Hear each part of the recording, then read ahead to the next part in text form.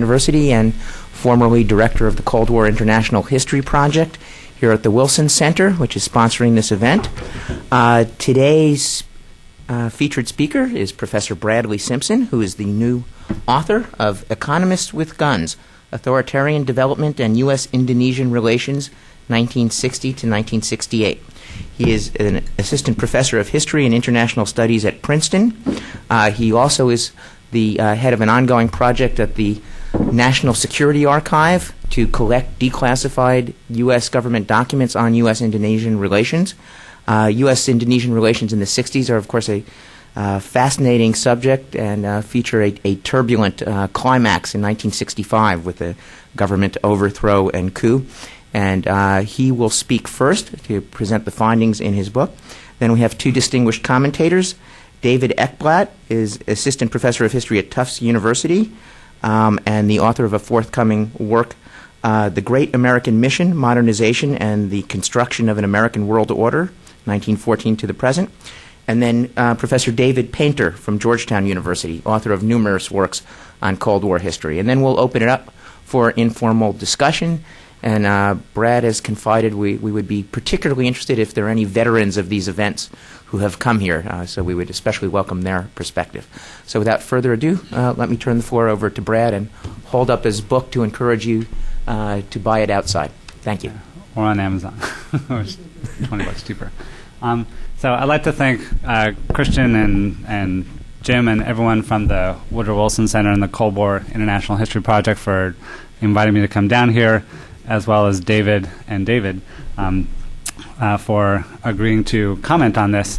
As a sort of note of disclosure, David Painter, David Ekbladh, was my senior thesis advisor at Georgetown University, and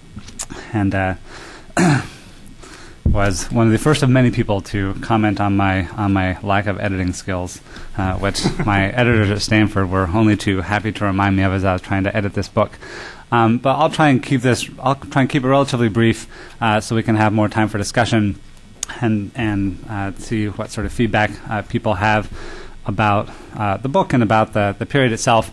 This book, I would like to note, is part of what is now a sort of longer ongoing project to try and chart the emergence and I argue the sort of international construction of authoritarianism in Indonesia from the 1960s to the present. My research in this book convinced me that we too often treat the emergence of Suharto as a sort of national story that had regional impact, whereas my research suggests, or at least I would argue, that Suharto's emergence as the ruler of Indonesia, the destruction of the Indonesian Communist Party, the consolidation of an authoritarian regime committed to Western-oriented development were very much the products of an international constellation of forces, as well as the product of various sort of contingencies that were occurring inside Indonesia at the time.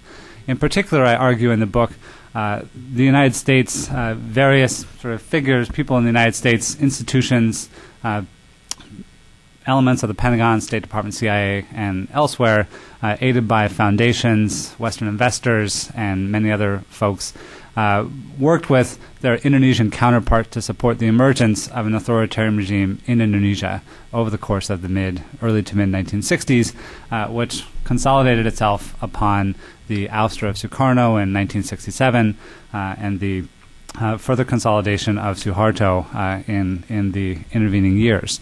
And I treat this as an episode in the emergence of an idea that political scientists wrote about quite a lot at the time, called military modernization, which was a sort of social scientific rationalization or explanation for the emergence of military regimes committed to economic development and the sort of scholarly and policymaking apparatus which emerged in the late 50s and early 60s to account for and to some degree sort of justify and legitimize American support for what I would call development dictators in the Third World.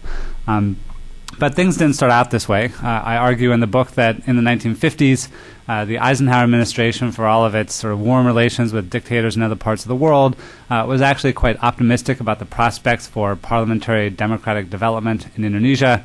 There was a thriving parliamentary democracy in the country.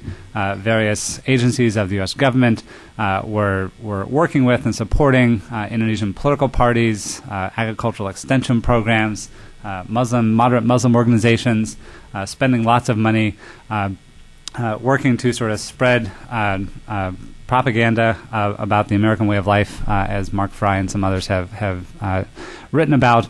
And it wasn't really until the late 1950s when the Eisenhower administration became convinced that the Indonesian Communist Party, the largest non-bloc party in the world at the time, and through 1965, became convinced that the Indonesian Communist Party was becoming increasingly powerful, that these sort of hopes and expectations that Indonesia would develop along parliamentary, democratic, and technocratic lines began to fade in favor of a more pessimistic view that democracy was in fact a threat to Indonesian development because the Communist Party was likely to come to power through elections if things continued to go the way that they were.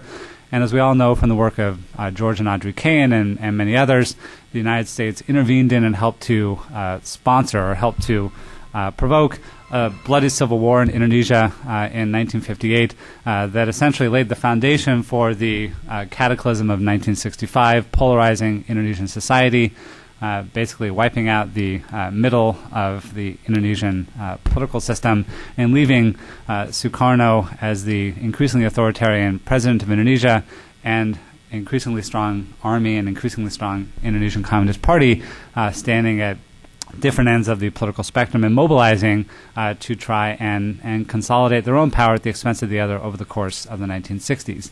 And this was the legacy that Eisenhower leaves John F. Kennedy when he comes to office in 1961.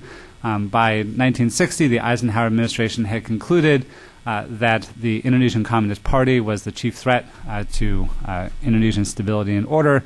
And after working to dismember Indonesia and to provoke a civil war between two anti-communist factions of the same army, the Eisenhower administration resumed with great gusto a fairly massive military assistance program and more quietly a relatively small-scale covert operation within Indonesia to work to identify possible anti-regime elements and hopefully, as NSC 5901 stipulated, to provoke a conflict between the army and the PKI that would lead to the destruction of the Indonesian Communist Party and eventually bring the Indonesian army to power.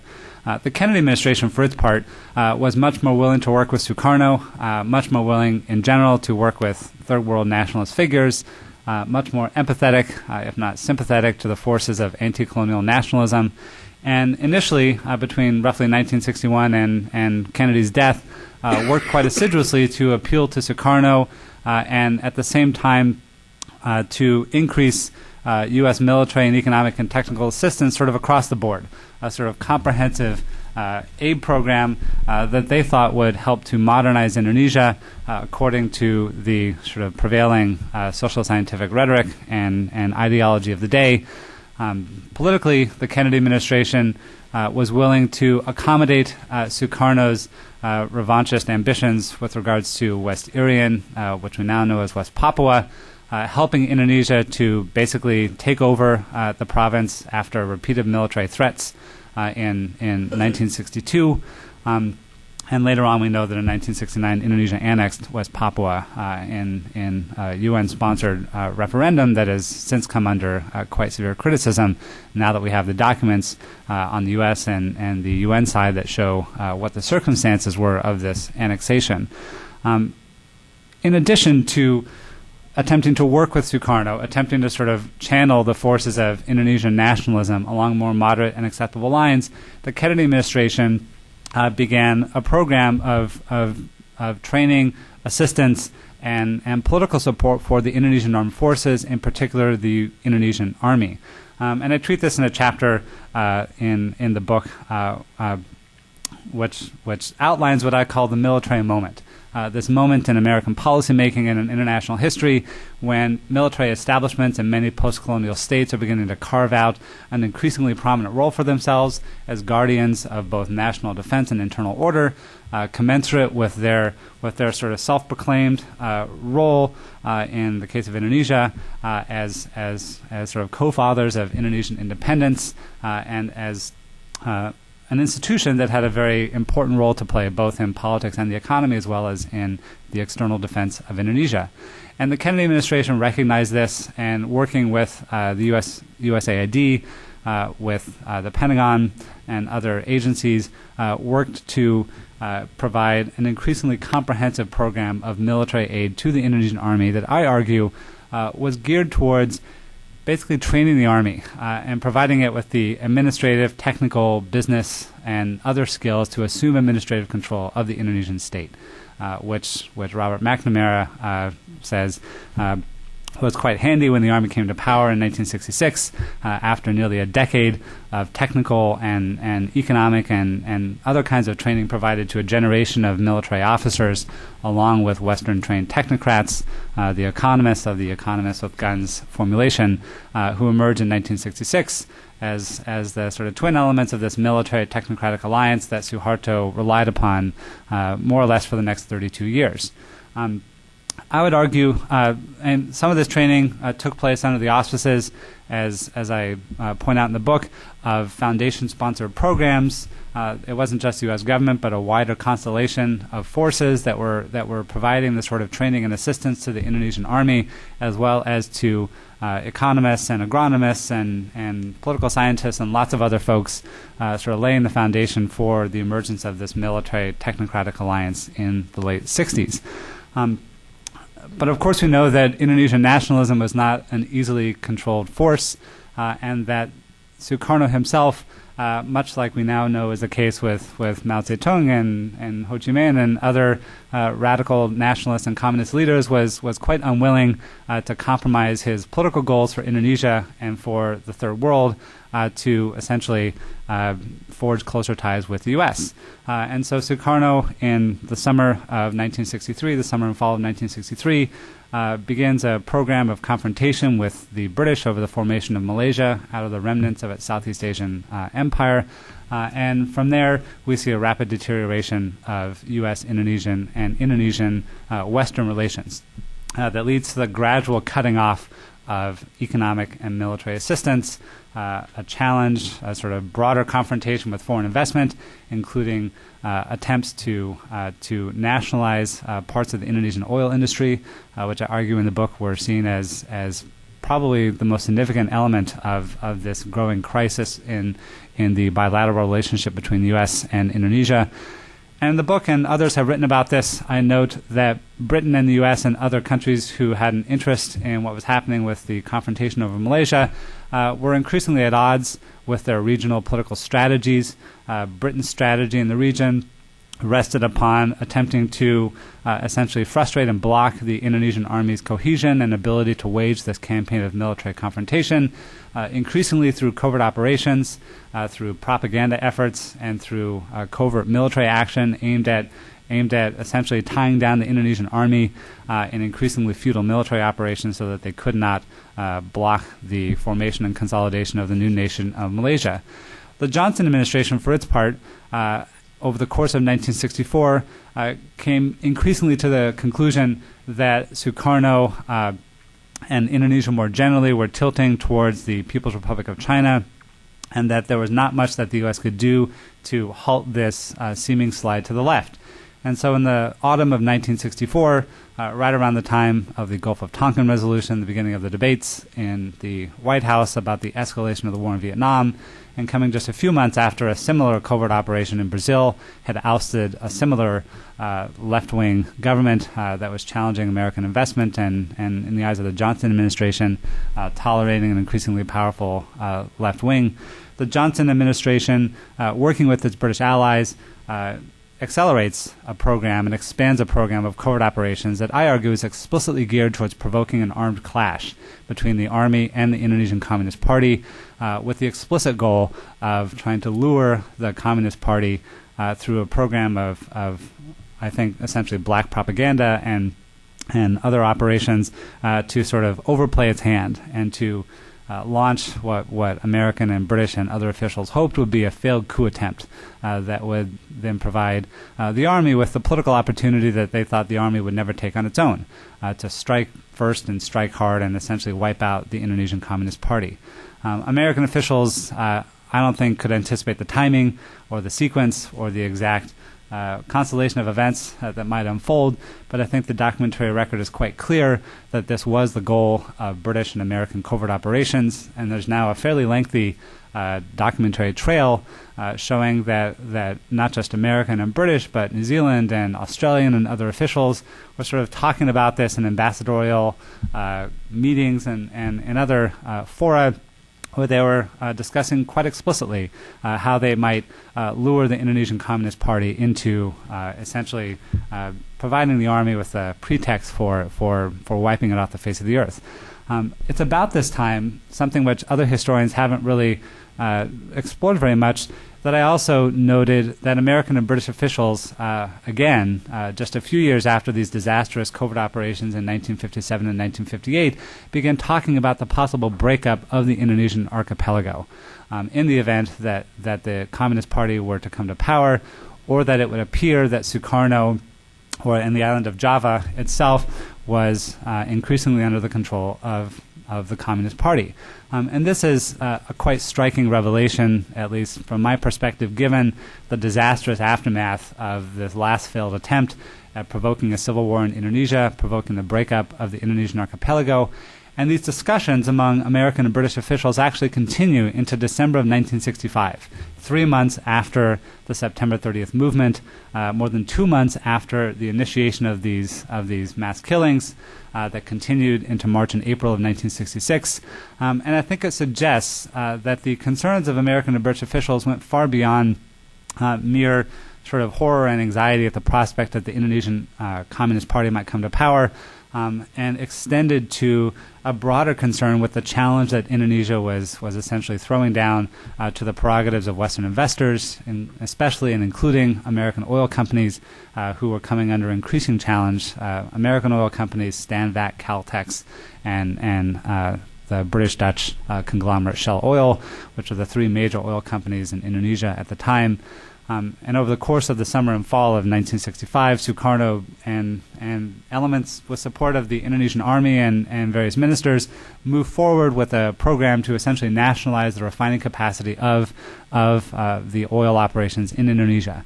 And I note in the chapter of the book that discusses the September 30th movement and the massacres which follow, and I think this is one of those moments that illustrates the intimate ties between the anti-communist concerns of American and British officials and the broader political economy concerns which I think undergirded them.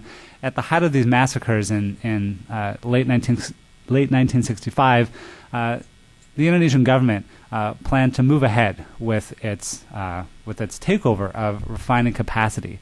And it's at this point that I argue we see the sort of priorities of American officials laid out in fairly stark relief in a moment when the Indonesian Army was very much reliant upon Western assistance, political assistance, some military and economic assistance for its prospects of survival. The U.S., the British, the Japanese, the Australians threatened to essentially cut the Indonesian Army off at the knees unless they halted their campaign to nationalize refining capacity. And this they do in December of 1965. At which point the sort of spigot of covert aid by the U.S. and British and other nations begins to open up a little wider, and we see an increasing willingness, although continued concern, among Western officials that the Suharto regime, as it is beginning to sort of coalesce and come together in late 1965, is cognizant of the constraints under which it's going to be consolidating its control, and cognizant of the necessity of working very closely with the international community, especially foreign donors and Western governments such as the United States and Japan, in order to maintain political legitimacy and to consolidate its rule in the face of a collapsed economy, sort of brutalized population, and an increasingly recalcitrant President Sukarno. So the end of the book sort of talks about the consolidation of the new order and talks about the sort of role of the U.S. and the Japanese government and other international institutions in essentially shaping the contours of this emerging new order, especially through the imposition of a very harsh regime of structural adjustment under the auspices of the International Monetary Fund, as well as a very heavy-handed role played by the U.S. in helping to draft Indonesia's foreign investment laws, and in conjunction with many foreign investors, pressuring the Indonesian government to essentially welcome Western investment on the most generous terms possible, so that they might have access to the capital necessary to further consolidate their rule. And it's at this point that the Johnson administration, its Western allies, and Indonesian army and technocrats and Western investors more generally begin to start talking about and casting Indonesia's future as one of sort of multilateral modernization, sort of modernization as social scientists understood it, which would be undertaken within a multilateral framework, working through a military technocratic alliance of the Army and its affiliated U.S. and Western trained economists and technocrats, which would essentially be neutralist in appearance but functionally aligned with the West, integrated into networks and institutions that would guarantee its westward orientation for the foreseeable future. And by 1968, the United States and many other governments considered Indonesia to be one of the great successes of American foreign policy. In spite of their clear awareness at the time of the corruption and brutality of the regime and the recognition, even as early as 1968, 1969, 1970, that the regime itself was essentially sowing the seeds of its future demise through its increasingly heavy-handed and repressive relations with Indonesian political parties and the remnants of civil society, which it proceeded to smash over the next couple of years. And I think it's sort of ironic that by 1969 and 1970, that the State Department was already suggesting that Suharto had so alienated many Indonesians that the future of his regime was actually quite precarious, and that if they didn't sort of watch what they were doing, that Indonesia's future would be one of increasing corruption and authoritarianism and political instability. And we can talk more about whether or not the legacy of Suharto and this period actually bears that out. But I end the book in 1967, 1968, sort of at this moment of high optimism on the part of American officials, this moment of consolidation of the new order.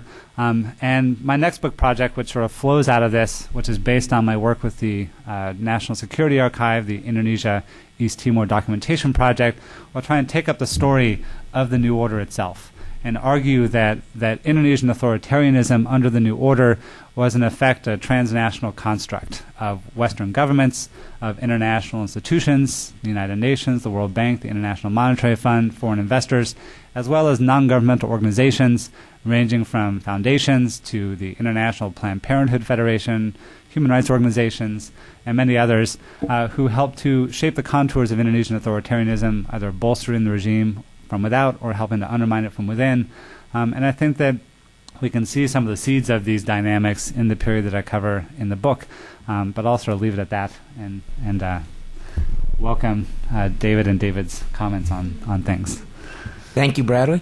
I should also just note as another reason to seriously consider taking home a copy of this book that, as Brad notes in a recent H. Diplo exchange, despite Indonesia's importance, there have been very few studies and certainly no documented studies of the substance that this book undertakes of U.S. Indonesian relations, despite an avalanche of declassified materials. And so this really does mark a new departure in that respect.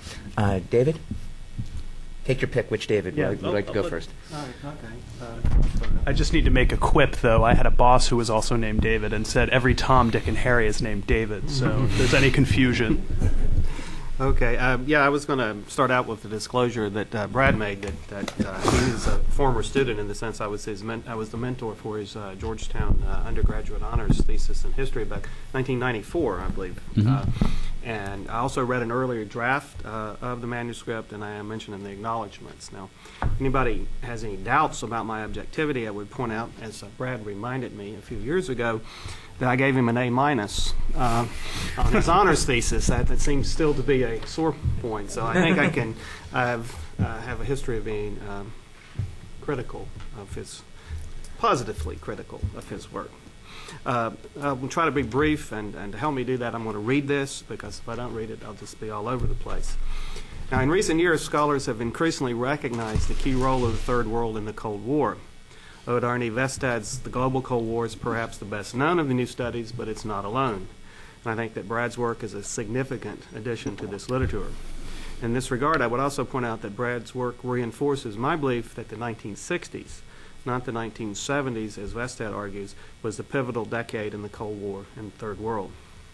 Now, the Cold War overlapped the era of decolonization and national liberation in the Third World. It made decolonization more difficult and more violent, and in Latin America and other already independent societies, the Cold War polarized efforts at social, economic, and political change. And in this regard, I think it's important to distinguish between decolonization and national liberation, especially because Sukarno's regime sort of falls in between those two categories. Decolonization is going for political independence. However, many Third World nationalists wanted also to expropriate foreign-owned properties, to overthrow traditional power structures, and to challenge the West's cultural hegemony.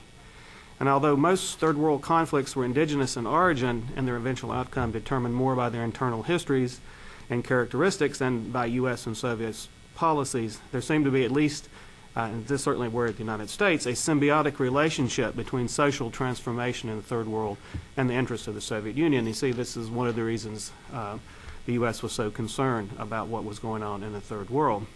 And the U.S. was very aware of the importance of the Third World. I think you could argue that the U.S. was determined to maintain Western access to Third World resources in an era of decolonization and national liberation. That's not just for the U.S., but also they wanted these resources to remain accessible to Western Europe and Japan. In addition, Soviet involvement in the Third World, and Brad's talks a great deal about Soviet involvement, including aid to the Indonesian military, galvanized Western counteractions, including military and economic assistance, assistance for pro-Western groups, covert action, in Vietnam, massive military intervention. But military intervention was not the only and probably not the most important aspect of U.S. involvement in the Third World. Foreign aid, including military assistance, covert action, and the actions of U.S. corporations and other foundations were also very important. In this regard, I think Brad makes a very important contribution to this concept by focusing on this concept of military modernization. The students of U.S. policy toward the Third World have long recognized U.S. policymakers may have employed a rhetoric of promoting democracy, but in fact almost always put their money on the guys with the guns. Recognizing the importance of the military in Third World societies, the United States focused on cultivating influence with Third World militaries. But as Brad points out, military governments could not rest on repression alone. They would only last if they also promoted economic development and thus gained a degree of popular support and legitimacy. In Indonesia and other important Third World countries such as Brazil and South Korea, and I would add later Chile, the United States, under the influence of social science theories of modernization, backed military officers, modernizing military officers as the best available means, not necessarily the preferred means, but the best available means of maintaining stability while promoting economic development and pro-Western foreign and economic policies. I think Brad's work makes it very clear that U.S. policymakers were very concerned with protecting and promoting U.S. private economic interest. Geopolitical and strategic means, he argues, served world economy ends, not the other way around as in most accounts in U.S.-Indonesian relations. That's a quote from page 11 in the book. Brad's work also restores Indonesia to the place of significance that contemporary policymakers accorded it. This is a comment that Jim just made. As Brad notes, scholars have largely ignored Indonesia, and when they talk about Asia in the spirit, they focus mostly on Vietnam. For example, there's no listing in the index for Indonesia in a recent survey of the Cold War by a prominent Cold War scholar. But this is unusual. Indonesia at this time was the fourth largest country in the world in terms of population. It's a key element in the economy of East Asia. The Indonesian struggle for independence was a very important part of the decolonization movement in Asia. Indonesia was a leading country in the non-aligned movement. And the Indonesian Revolution, or counter-revolution of 1965, was a pivotal event, and not only in Indonesian history, but in the history of the Cold War. Leaving Indonesia out, just as leaving the Third World out, gives a profoundly misleading impression of what the Cold War was about. And I think Brad's work is an important counter to this tendency of certain scholars, or many scholars, to leave the Third World out, and especially to leave Indonesia out. Brad also stresses the continuity in the strategic and economic objectives of U.S. policy. From the late 1950s, Washington, this is a quote, from the late 1950s, Washington remained remarkably consistent in its support for authoritarianism and its reliance on the armed forces as the guarantor of economic and political stability. Page 255. This longer perspective puts U.S. actions in 1965 and 1906 in a different light. Instead of focusing on whether or not the United States played a direct role in the events of September-October 1965, he stresses the long-standing U.S. support for the Indonesian military and, as he pointed out again today, beginning in 1964, U.S. support for the removal of Sukarno. He notes that U.S. and British policymakers believed that provoking a premature communist attempt to seize power offered the best chance for getting the Indonesian Army to finally, in the U.S. point of view, to finally move against the PKI, Indonesian Communist Party, and to move against Sukarno. They seemed reluctant without a provocation to take this action. And this is precisely what happened. Now, Brad doesn't argue, he's a very careful scholar, doesn't argue that the events of September 30th were due to the manipulations of Western intelligence. In any event, there's no way to know, since both the CIA and the Defense Department have refused to release their records on these matters. And I think it's very careful, and much more careful than many historians who have relied on accounts by CIA and other U.S. government officials to deny any U.S. role. He also makes it very clear the United States was not only aware of the mass murder of unarmed rank-and-file PKI members by the military and Muslim groups, but actually facilitated the slaughter of between 500,000 and 1 million people. U.S. provided lists of suspected communists to the military, provided communications equipment, and provided arms. Finally, Brad is a very careful historian who takes into account the complexity of the Indonesian situation. And reading this book, it just makes it very clear what a maybe the reason nobody's done this is a very complex history. It's a lot of things going on at the same time.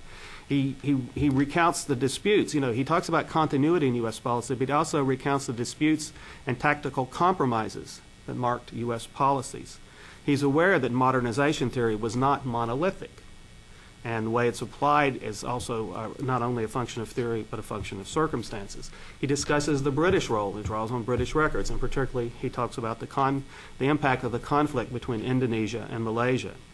He examines the way the Sino-Soviet split affected Soviet and Chinese policy toward Indonesia.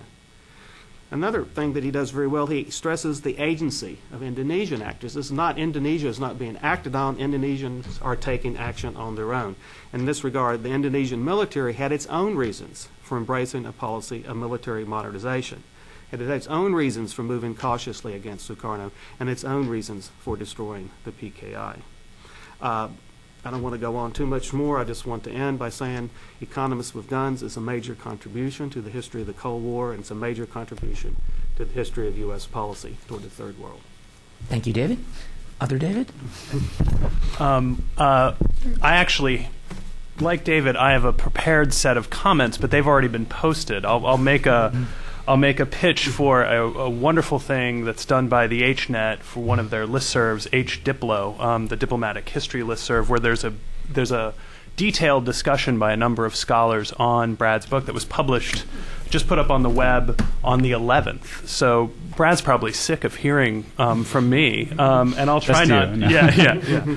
Just me, and I had a few criticisms, but I want to of the book. But they're meant in a very good spirit, and I hope that they came across that way in the comments, and I'll put them in that context today. But also some very positive things to say about this book. I'll join David in saying that this book is a great contribution because Brad makes a very good case for Indonesia, that Indonesia has been overlooked. There is a intense focus in U.S. foreign relations history on Vietnam. And Brad makes a very good case that American policymakers in the mid-'60s are looking more at Indonesia until things get out of control in Vietnam. And that's an important case to make. And in this, in both of these cases, and in a larger case toward the Cold War, he gets to the primacy of a set of lenses that Americans are looking at Indonesia, Vietnam, and other places with, and that's with a modernization lens. They tend to plug these things into a set of categories that are framed by a modernization discussion that isn't just simply social science and what's coming out of universities, but how it works in policy. And Brad makes a very good case for how policy toward Indonesia is structured by that view, by those views at a very high level in American policy. And the very good point that David touched on and that Brad brought out in his comments is that there was an increasing acceptance of authoritarianism. And I think where Brad, not only in the Indonesian case, but to the history of the Cold War and to international history generally, just outside the Cold War context, of this willingness to indulge autocratic regimes because they talk about modernization. And that's one of the promises they make as regimes. And that's one of the things either that comforts or is used as a legitimating element by American supporters is very important. And the rise of this in the 1960s, or its a rise of a particular stripe of this in the 1960s, is one of the shadings in Brad's book. It's a very strongly nuanced book. On a lot of the issues it discusses is very important. And that this acceptance of authoritarian regimes, you can see it in Iran, you can see it in South Korea, at this moment, to extend Brad's argument out a little ways, at this moment in the 1960s, among American policymakers in the Kennedy and Johnson administration, there is a lot of frustration with some democratic regimes that have come across their path. In the case of South Korea, for example, the Americans were very frustrated with the liberal regime that existed for about a year until it was knocked over by Park Chung-hee's coup. And the regime that grows up there is an autocratic one and makes promises for national development. And that's one of the things that the Americans not only comforts policymakers, but then they can turn around and use that to legitimate their support for this regime. That has some of the unsavory characteristics that Brad's getting at. So I think in putting Indonesia in a longer set of, among a number of cases, shows that Brad's onto something very important beyond the Indonesian case. Multiple actors, too, I think, is another thing that comes out of Brad's book that I agree with completely in terms of how American activities in the Third World operate. You can't just look at the state. You have to look at a host of NGOs, business organizations, consultant groups, all sorts of things that are private American organizations as well as international organizations like the World Bank, the IMF, the United Nations. I think to put a mild criticism, and Brad does, again, he sees nuance here, you do have to take great care that many of these groups have a general set of agreements of what they're working toward, at least rhetorically. But there's often a lot of disagreement, and very often the American state is trying to corral these groups and get them to do what it wants in these cases, and these groups are maneuvering the American state as well. But he's right to see them as partners and an important part of this equation. And as we get into this deeper and I think richer way of looking at the Cold War and just generally international history in the 20th century, it's the role of these groups that I think needs to come out in the way Brad's made them come out in the case of Indonesia. The other element is looking regionally. I think Brad does a good job in the book talking about partners, particularly Japan, that Japan is brought in by the United States very willingly to serve as a proxy. And I had a eureka moment reading it that again, in my own research, I've noticed that Americans in Southeast Asia, in the case of South Vietnam, are always trying to woo South Korean and Japanese partners. And I think there's a need in one of the senses where Brad opens a door to new scholarship, is the need to look at this sort of cooperative activity that the sides share an end goal, maybe obviously have different interests, maybe different ideas about what they should be accomplishing, even when they're talking about development, even if you're just focusing on the question of development, what they're talking about and their different views of the means and the ends of that, but that this is a multi-sided activity. That's another point that I think Brad brings out very strongly in the Indonesian case, and again, opens a door, I think, for some important new avenues to look at these issues and to look at this period of ferment in Southeast Asia and Asia regionally through a set of eyes and a set of actors, I think is very important. One of the criticisms I made for Brad, though, is that I think at points he neglects some of the controversy between these groups, and that some of these groups, particularly when he talks about American military advisors, aid officials, people on the ground, that they're trying to shape events a little bit more than he gives them credit for, and may have differing views than the people in Washington. Brad is looking at, his goal is to get at Washington and to explain Washington's behavior, and he does that very well. But that's a mild criticism. I mean, that's a mild criticism for a book that really asks and answers a lot of good questions. And again, in terms of research, he's done a phenomenal job. Jim's right, a lot of new materials come out, but a lot of material isn't coming out anytime soon that might illuminate this, and he's worked around the edges. Sometimes he has to make suppositions, but he does good ones. He backs them up as much as he can, and that's a value of the book too. Is just I'm sure he's got a mountain of FOIA request receipts at home, and again, sort of shining light into darker corners that I think historians haven't looked, and some people don't want to look. Is one of the values of this book.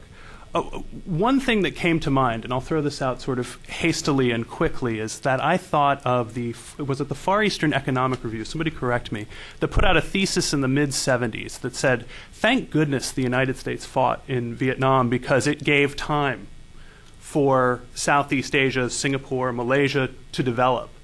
And a lot of people, that fit in very well with some people on the right in the United States who were making a similar argument. And Walt Rostow. Walt Rostow, who made that argument right up to his death.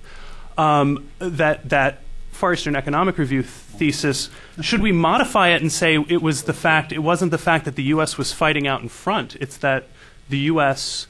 removed, in a Cold War sense, it removed the threat behind those nations by tearing out a threat it saw in the PKI, and that was for me. If you move the center of emphasis, as Brad does in this, off Vietnam, you begin to ask about this very strategically important place of Indonesia. Is the actual thesis, not thank God that the Americans fought in Vietnam, but that they did what they did in Indonesia, and that begs a lot of questions about what the U.S. made peace with to do that. Thank you, both Davids. I'll open it up, but before I do, I just want to ask Brad first if he has any responses to anything that's been said so far. Let me just ask him the traditional Cold War International History Project question as you collect your thoughts for your own. The Cold War International History Project, since its founding in 1991, has encouraged moving away from an American-centric approach to Cold War history and to opening and disseminating sources from as many actors in Cold War history as possible. And to date, this is mostly focused on getting materials from the communist side or sides of Cold War history and disseminating it through the Cold War Project Bulletin, website, Cold War Project book series. Brad's book, regrettably but inevitably, is based primarily on American sources with some use of British sources. Despite his best efforts to get the Indonesian side of the story. I just want to ask Brad if he could get access to the Indonesian archives and to the Jakarta perspective on the events he describes, what would he most like to find out?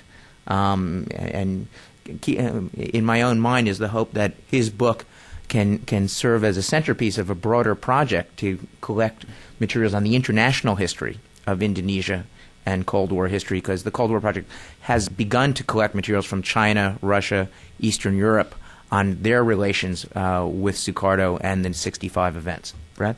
I would first note that one of the scholars who comments on my book in this H. Diplo Roundtable, Laura Elizabeth Ian Dole at Northern Illinois University, is attempting to write a sort of international history of the events of 1965 as we speak.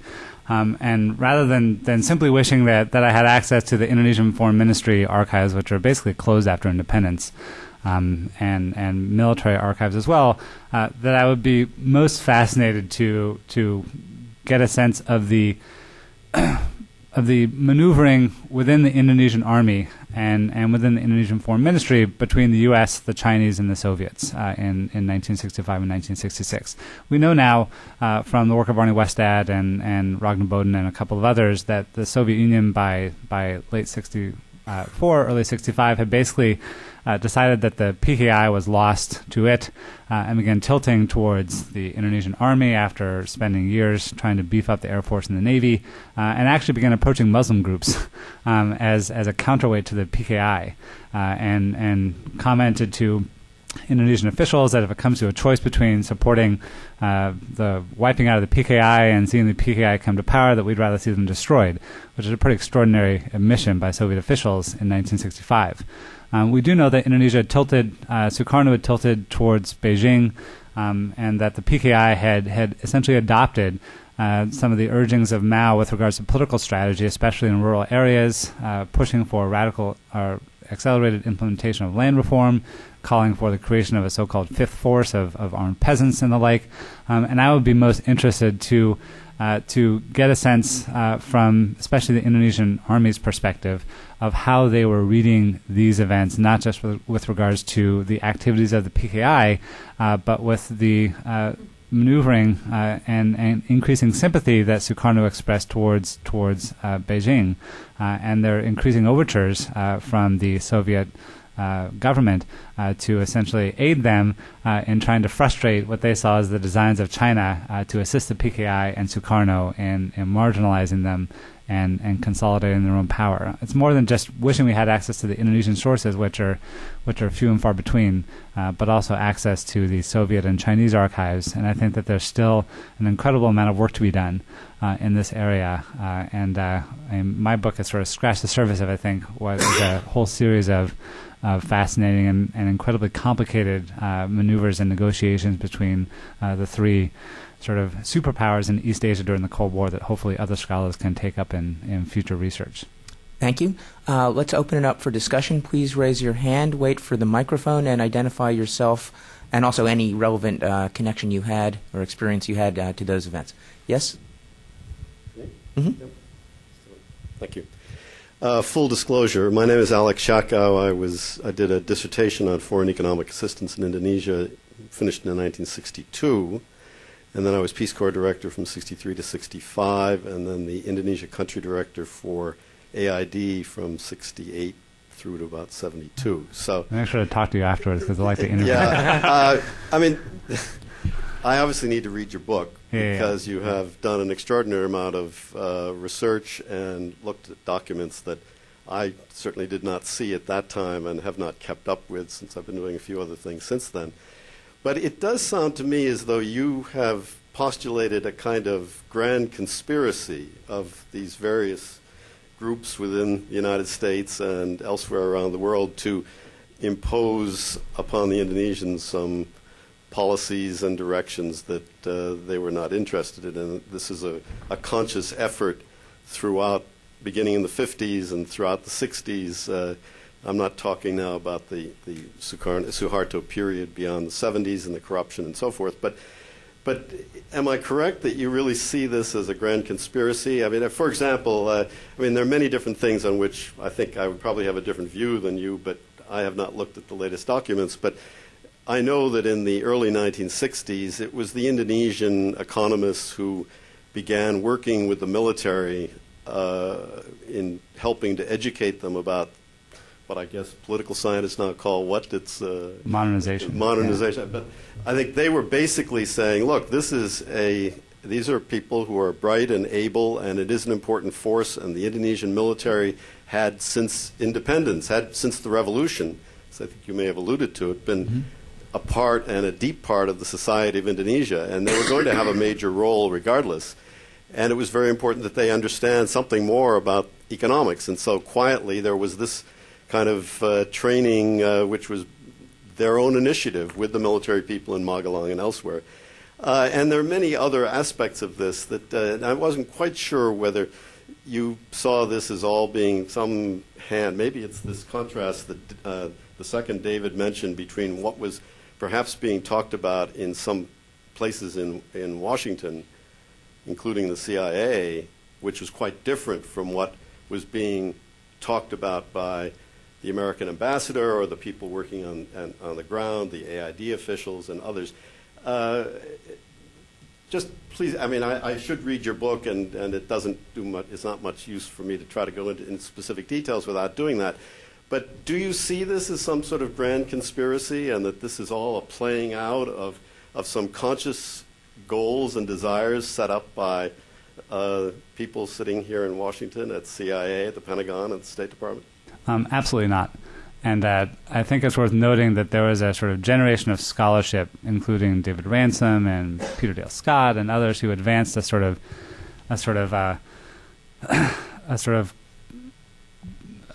group conspiracy theory that the State Department and the CIA and the Pentagon, working in conjunction with sort of nefarious grant officers at the Ford Foundation, sort of all working together, sort of launched this sort of broad-scale conspiracy to sort of train and equip the military with the explicit goal of sort of installing them in power. And nothing could be further from the truth.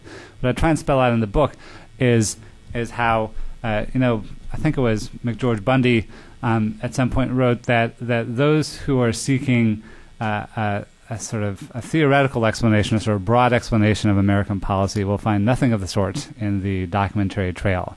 And what we have is a series of sort of reactions in response to short-term contingencies that contain no sort of grand design of their own.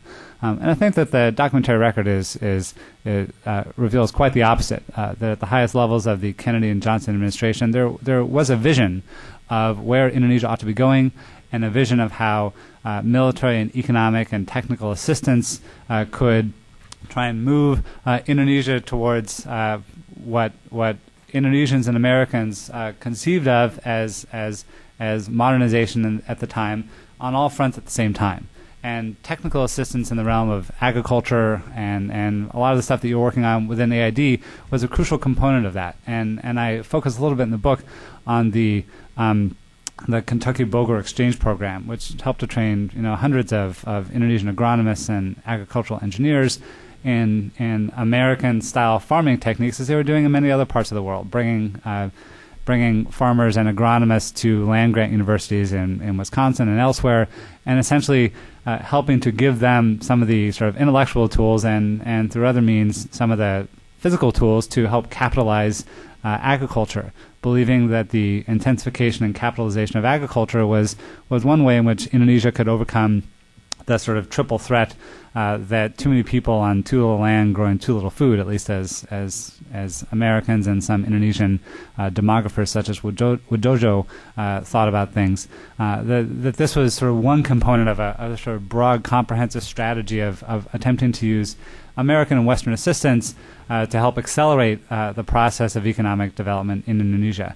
And obviously there are, AID officials and State Department and Pentagon officials and the sort of broader constellation of interest were often at conflict, and they were often at odds with each other.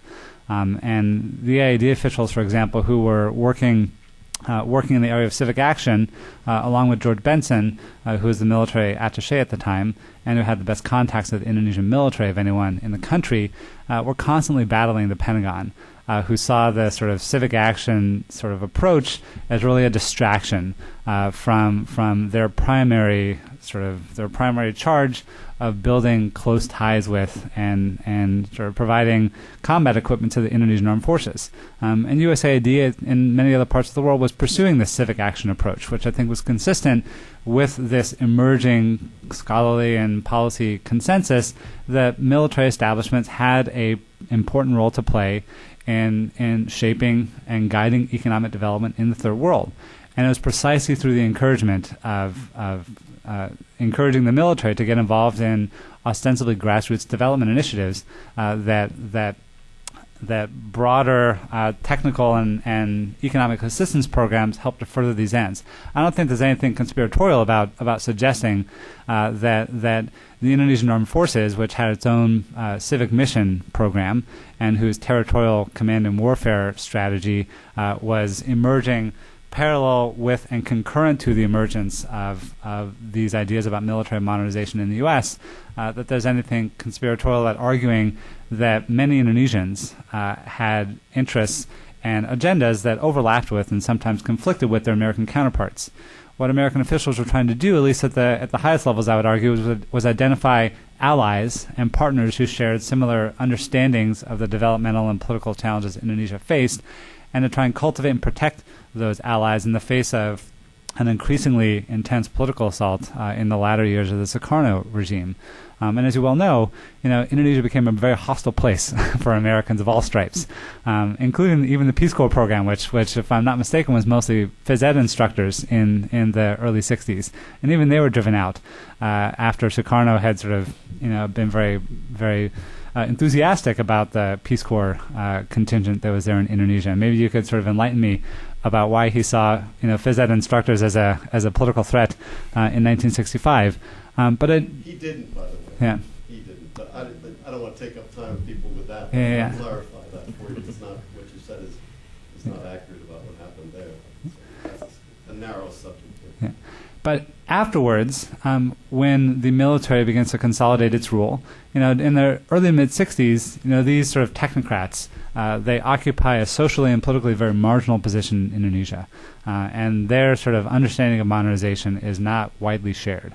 And certainly they're working with the military at SESCOAD, the Army Staff and Command College, and elsewhere to try and educate the armed forces and to provide a sort of a set of sort of intellectual tools to help them to understand Indonesia's developmental challenges in ways that from their own perspective also provided them with a central policymaking role. And so there was an element of self-interest on their part in trying to assert for themselves a role at the very center of policymaking at a moment in time when the Indonesian Army lacked the necessary political skills to try and plan economic development. And so it's fairly natural that Suharto turned to these folks whom the Army had been cultivating and working with for the last 5 or 6 years.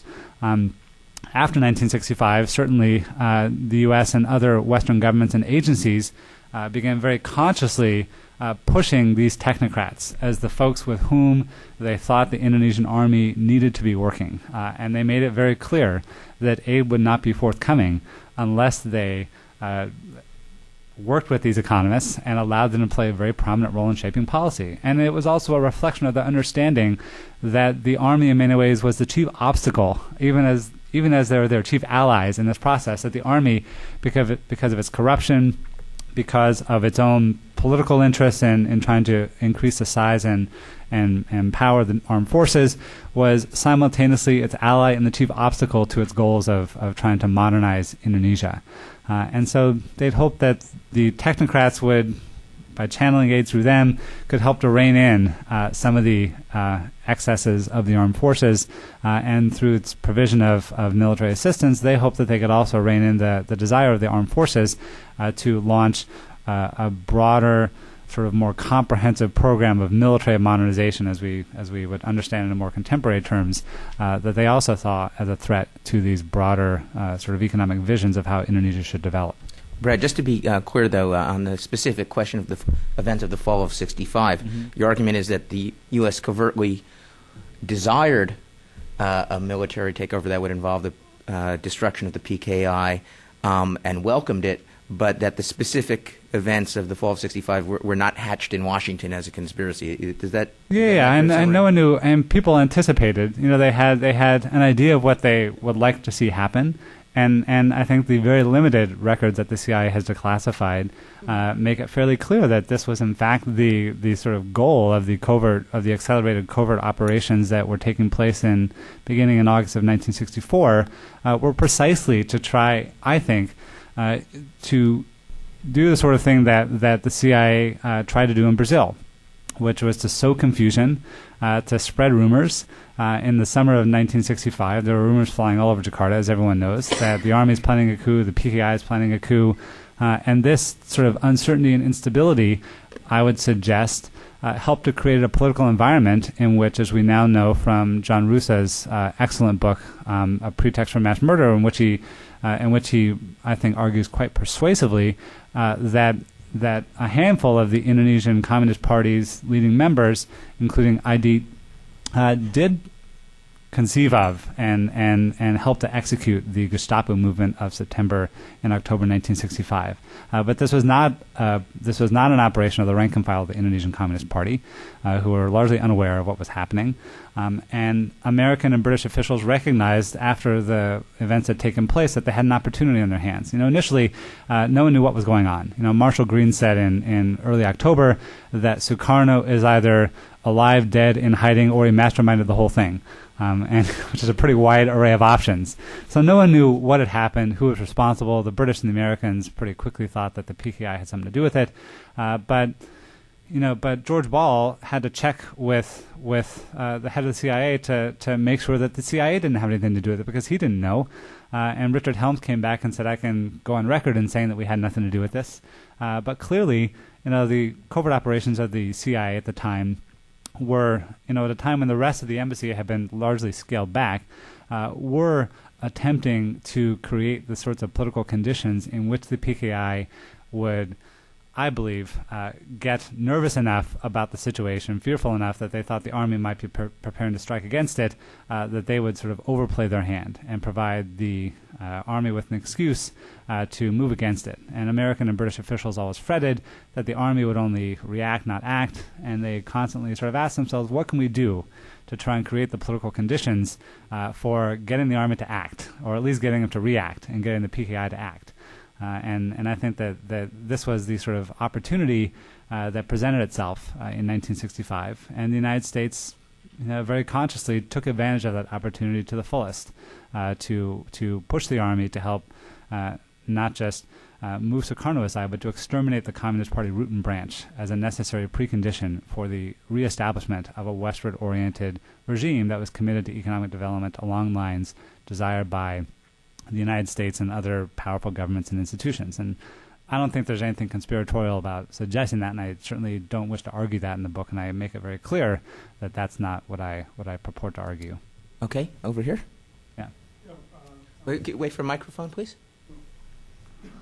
And identify yourself. Yes. My name is Millard Walker. I am a professor emeritus at American University. And I gathered from what you told us in response to Alex's question was that you were dismissing all of George Cain and the Cornell Modern Indonesia projects as being critical of the way in which the government carried on its business and therefore is not to be believed. Is that correct? I think the sort of Cornell thesis, which when it came out in, 1967, argued that the September 30th movement was led by disaffected Army officers, that the PKI played a very minor role, that they were sort of responding to but not involved in the planning and execution of the events. I think that at the time, given the available evidence, that this was a plausible thesis. I think that the work of John Russa especially, and I encourage people to read his book because I think it lays out the best account we have of what happened, and lacking access to many of the relevant documents. And Russa relied largely on interviews with former political prisoners and members of the PKI, some of whom have remained in hiding for many, many years because their families are still fearful for what happened to them. And he made use of some of the transcripts of the trials that took place after the events of September 30th to make the case, which is very unpopular on the Indonesian left inside Indonesia, that in fact it was the leadership of the PKI that helped to plan and conceived of and planned the September 30th movement. He also argues that this was perhaps the clumsiest attempt at purging the army in the history of the Third World during the Cold War, and that one of the reasons that this movement failed was because everyone sort of overestimated the political and tactical skill of Aidit and Sajam and others in actually carrying out this purge. And the military officers and units that sort of allied themselves with this movement thought that the PKI sort of, that Aidit and his allies sort of had things under control. By the way, for non-specialists, Aidit is the leader of the PKI. Yeah. They thought that they had things under control. And so, it was sort of a Keystone Cops operation. You can look at your average sort of Three Stooges sort of episode, or the old sort of Charlie Chaplin or Keystone Cops sort of silent movies, and get a fairly good sense, I think, of how poorly planned and executed this thing was. And at the time, I think their explanation was one of a possible range of explanations that was plausible, but no one could know for sure. And I think now we have a better sense from Rusa's work that indeed the Indonesian Communist Party did play a central role in planning and trying to execute the events of September 30th, but that there was a movement that was attempted and quickly failed, and then a counter coup that was launched long after the movement had failed, which had very different objectives and was in response to very different political circumstances that helped to bring Suharto to power. And the massacres that took place between mid to late October 1965 and March and April of 1966 have very little to do with the events of 1965, I would argue. And I think reflected a broader strategic objectives by the Indonesian Army to remove a competitor for political power. And the Indonesian Army, I think, recognized at the time, from what little we know, that the broad mass of the PKI supporters were not involved in the September 30th movements. And American and British officials expressed great concern that the Indonesian Army would only go after those responsible, would only go after the leadership of the PKI, and would miss an opportunity to destroy the PKI root and branch and remove this sort of only long-range mass-based competitor for political power. And I think the Army was acting quite prudently, given its own interest and given its own calculations of the political strength of the PKI in doing what it did. I think it was morally reprehensible, as was the support of the U.S. and the British and various other governments in encouraging and egging on and providing support for the Indonesian Army and its civilian allies in these efforts. But I think that what the Indonesian Army did was a quite rational response, given its calculations of its long-range political interests and the strategic threat that the PKI posed to its own power. Okay, over here.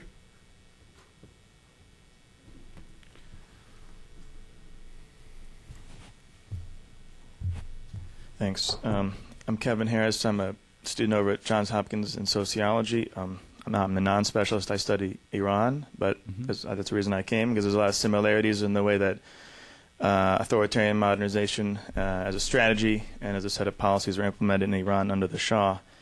And I was listening to your talk, and I came more specifically to hear about actually the models of development that were used, because if you read a book like Nils Gilman's Mandarins of the Future, an intellectual history of modernization theory, especially how it relates to the Cold War and American liberalism, is you see that the theories change because of the failure of development on the ground in the Third World, and you move from Al Hirschman and Walt Rostow to Sam Huntington within a stretch of about 15 years. And in Iran's case, the policies of the Shah were almost designed by the Kennedy administration in the early 60s at least, suggested for authoritarian modernization, and then changed over time as sort of facts on the ground didn't kind of clearly represent what was held in the theory. My question is, since the book's called Economists with the Guns, and I definitely am going to read it, what were the models being used both in Sukarno And then in the beginning of the New Order, where your book ends, perhaps maybe you know more now that you've moved on, what were the models of economic development and political development altogether being used, imported, and then attempted by these technocratic elites on the ground in this period? Well, and there's been quite a lot written about economic development in Indonesia under the Sukarno regime. And there are quite a number of excellent books by economic historians of Indonesia that are far better than any explanation I could provide. But to try and crudely caricaturize much of this literature, Sukarno was pursuing a very clumsy, poorly planned, ramshackle attempt at state-led development that was designed to try and sort of seize sovereignty and autonomy for Indonesia from the world system, and in particular to drive out the vestiges of what he considered to be excessive Dutch and British and American influence, which is one of the reasons why he targeted the oil industry at the time, which was Indonesia's largest source of foreign exchange. This also served political ends because oil field workers were aligned with the Communist Party and were among his most important political backers. Rubber plantation workers in Sumatra and elsewhere were also aligned with left-wing labor movements, and I think it's worth noting that in the massacres that take place in late 1965, the areas where labor and economic conflict have been taking place, such as northern Sumatra, where one British official described the massacres that took place in 1965 in northern Sumatra as a battle for control of the commanding heights of the Indonesian economy, essentially a strategic battle between the army and its PKI opponents over who would control the resources of Indonesian rubber production, and that the massacres were among the most intense in northern Sumatra, and literally just wiped out every vestige of labor organizing, communist-led labor organizing in northern Sumatra. So this was Sukarno's goal. He worked, interestingly enough, with a number of Western technocrats. The guy who drafted Indonesia's first and second development plans was actually a Canadian development economist working through the UN, a chap named Benjamin Higgins. And Bernard Bell, who was another Western, sort of Western economic consultant, helped to draft the 8-year development plan that Sukarno tried to put in place in 1960. So he was willing to rely upon the advice of Western-trained economists to the extent that they, as many third world governments are trying to do, could help him to try and conceive of and execute a sort of long-range plan of state-led development that would, in Indonesia's case, try and push for the development of basic industries. In Indonesia's case, there were various attempts to try and create a sort of steel industry, light manufacturing, all of which fell flat on its face. Lots of Western provided large-scale development programs, such as a major hydroelectric project, which was first conceived of by the Dutch, later continued by the United Nations, and eventually, under Japanese assistance, was finally finished in the late 60s in Sumatra. And we see a lot of this stuff happening in Indonesia. But these folks come under attack because their political opponents view them as sort of lackeys of the West and agents of Western colonialism. And so Sukarno begins distancing himself from them and essentially sort of throws them under the bus, to use a sort of modern term, in 1963, after a particularly unpopular IMF program is accepted by the Indonesian government. And Sukarno sort of stands back from the fray to see what happens. Everyone protests because the SAP really hammers the Indonesian poor, and everyone basically denounces it, and Sukarno backs off and says no more, and that's the end of any influence that these guys have until after Sukarno's ousted. Once Suharto comes to power, these folks initially don't have any sort of grand strategy. There are a series of sort of short-term responses to try and, as they call it, rescue, rehabilitate, and eventually stabilize and develop the economy. It really isn't until, I think, 1968 or so, after Indonesia passes the foreign investment law, large-scale foreign investment in the extractive industries begin to emerge, that that Indonesian technocrats began thinking about longer-range development planning. And it's at this moment, of course, that the World Bank establishes its first permanent mission in Indonesia. And Walt Rostow, Robert McNamara began holding up Indonesia as a sort of model and a potential model of multilateral development. Development carried out under the auspices of the Asian Development Bank, the World Bank, and other multilateral agencies who could take up the slack from the U.S. that the U.S. could no longer provide because of the increasing unwillingness of Congress to expend money on foreign aid because of the Vietnam War and lots of other things that were going on. And I'll write about this more in the next book, but there's a larger literature about the sort of political economy of Indonesian development in the early New Order and the adoption by the Suharto regime after the June 1971 elections of a program of what they explicitly call accelerated modernization, which is a sort of Huntingtonian template for modernization at a moment when, as you know, and as Nils has written about, modernization theory, as it was conceived of in the 1960s, was collapsing under assault from both the right and the left.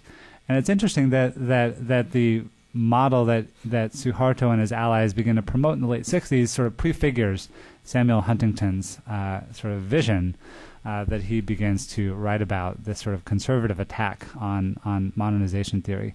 And I think that Indonesia in a lot of ways serves as an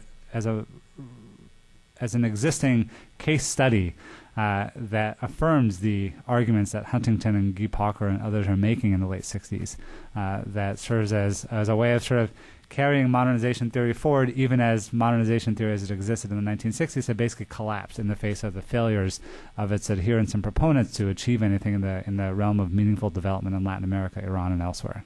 Okay, thanks. Over here.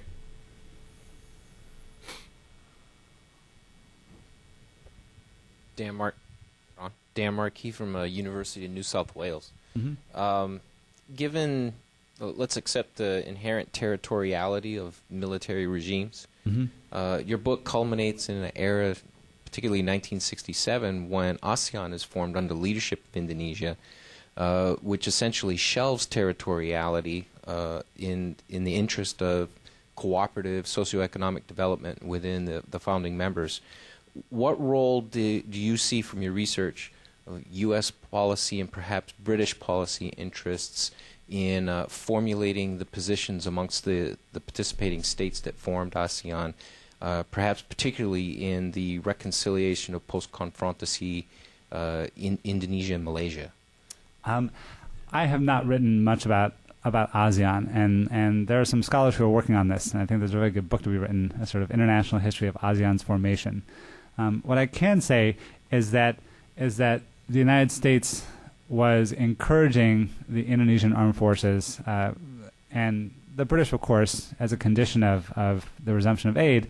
Lots of other people were basically demanding that the Indonesian government, that Suharto, shelve confrontation as a condition of the resumption of international assistance, particularly a renegotiation of Indonesia's external debt, which is quite massive and is hamstringing any sort of planning on the part of the New Order regime as it's trying to consolidate itself. So there were certainly sort of international forces that were putting great pressure on Indonesia to sort of bring confrontation to a close, in part because everyone viewed it as a complete distraction, and after Suharto's ouster, there's no driving force behind it other than the sort of pride and investment in man and material of the Indonesian Army and the lingering sort of nationalist resentment over the pressure being put upon it to bring confrontation to a close.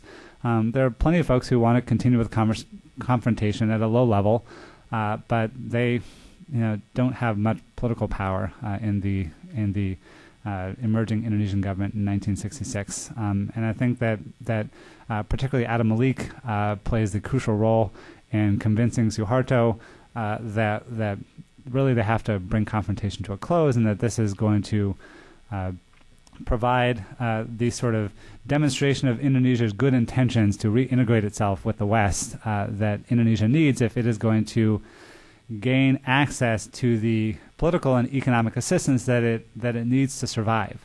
One of the things that I think my study reveals, and I hope I try to demonstrate, is that for at least the first 6 or 8 months, the position of Suharto and his allies was incredibly precarious. They had no access to foreign exchange.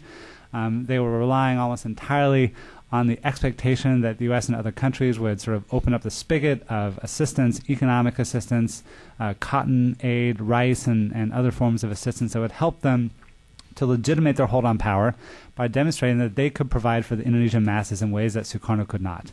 And the U.S. actually approves of the Indonesian Army's diversion of the royalties from oil and tin, I believe, in late 1965, away from the government, setting up accounts in Switzerland, setting up sort of hidden Swiss bank accounts in which they get the major oil companies to agree to deposit their royalty earnings in these accounts, essentially depriving Indonesia of its access to foreign exchange, and I think sort of hastening the political collapse of the Sukarno regime. The U.S. took a sort of backseat, at least from what I can see, in the formation of ASEAN. They recognized that ASEAN, if it was to have any legitimacy, needed to appear as a sort of indigenous creation, and that the United States would be providing a sort of kiss of death if it played a sort of overt role in doing anything more than offering sort of positive appraisals of ASEAN's emergence as a forum for the Nixon administration would later call this sort of regionalization, and very quickly ASEAN of course emerges as a forum for Southeast Asian governments, many of whom are military regimes, to tacitly begin distancing themselves from the U.S. war in Vietnam and trying to assert a sort of collective security approach to their own affairs, which suggests that they're already looking beyond the end of the Vietnam War and to the moment when they can begin taking sort of greater ownership over regional security planning. And I think it's in that context that the U.S. Tries to play a relatively muted role in doing anything more than offering what assurances it can and encouragement it can to Indonesian officials that they think that ASEAN is a good thing, but that it's in the best interest of Washington to sort of take a back seat and allow this to emerge sort of in its own way, recognizing that the governments that are responsible for its formation are tacitly aligned with the U.S. in the Cold War and therefore serving the same functional goals. Okay, thank you. Balash? Thanks a lot. My name is Balash Salontai, and I am here for 5 months at the Woodrow Wilson Center. Otherwise, I am from the Mongolia International University. Mm-hmm. So you raised the issue of Indonesian maneuvering between the 3 great powers. And I found a Hungarian document which may be interesting for you and other participants. Do tell. That it was barely a month before the Untung coup that General Nasution met one of the Soviet diplomats accredited to Jakarta. Maybe the military attaché, but I don't remember now. Saw it a few years before. And basically told him very openly that he is absolutely against Chinese influence in the country. He was particularly critical of Subandrio, who was foreign minister at that time. And he said there are no Chinese military advisors in the ABRI, in the Indonesian Army, and as long as he is in position, there will never be. And basically, so he did his best, to make the Soviet diplomat sympathetic to him.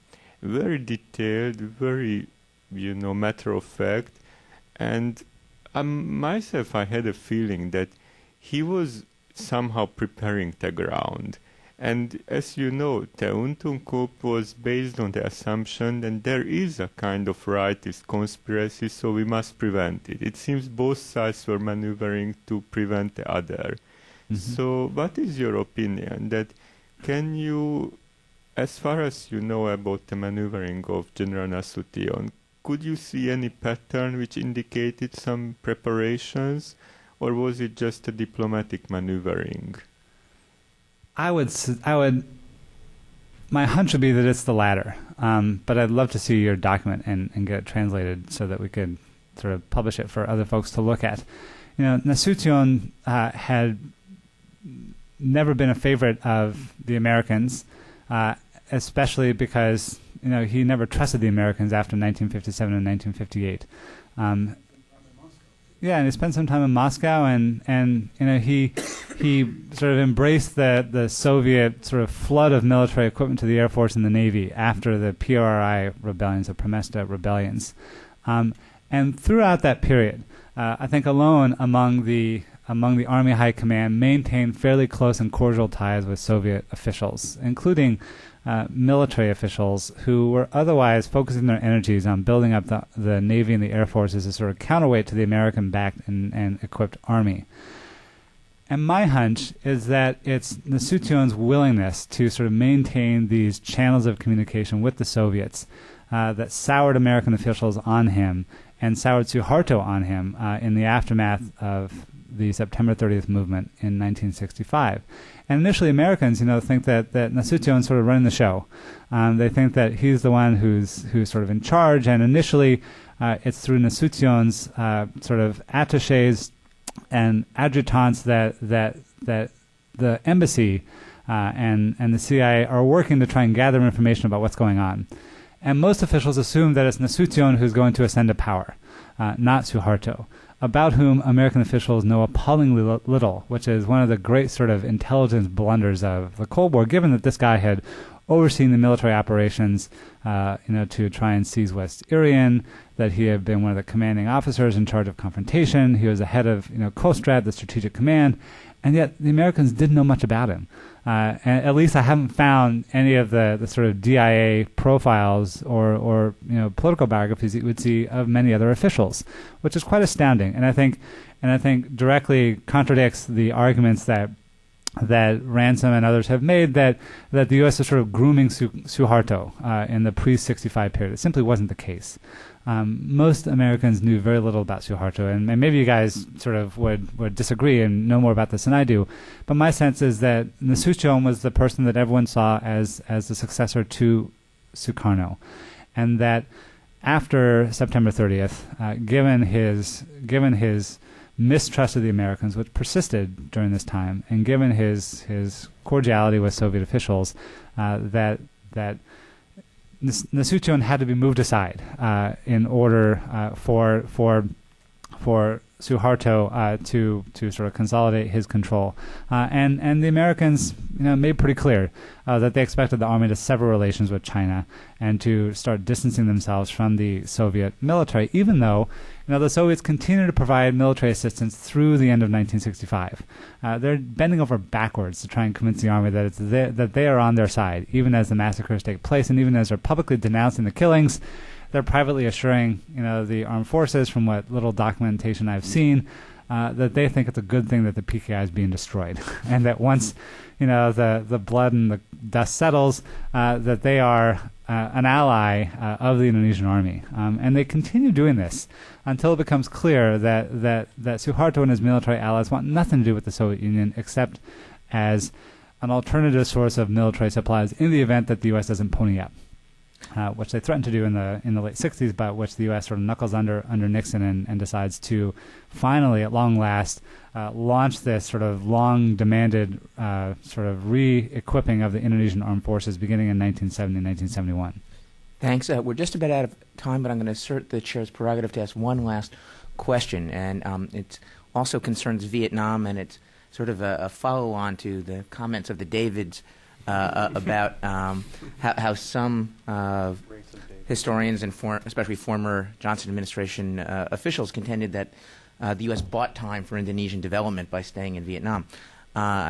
You note in your book that there were also arguments made by Johnson administration officials and also one historian, Mark Moyer, that the Army would not have moved against the communists in late 1965 were it not for the Americans' firm action in Vietnam. And what's kind of interesting about that is sort of a converse of the earlier argument that if we didn't go to Vietnam and stand firm, the domino theory would lead to the collapse of the biggest domino in Indonesia. But then when the domino fell the other direction, this was a new argument that we had to go in order to stiffen the will of the military. How do you address that argument? I think this is a good amount of sort of post facto rationalization by an Indonesian armed forces that needed to reassure the U.S. government that they supported the war in Vietnam, and many Indonesian Army officials did, but the war was broadly unpopular in Indonesia. Sukarno and many Indonesian Army officers viewed this as an act of aggression against Vietnamese fighting for their independence, regardless of their hatred of communism and the Communist Party. There was great opposition to the war among elements of the Indonesian armed forces, as well as other elements of the leadership that consolidated control after 1965.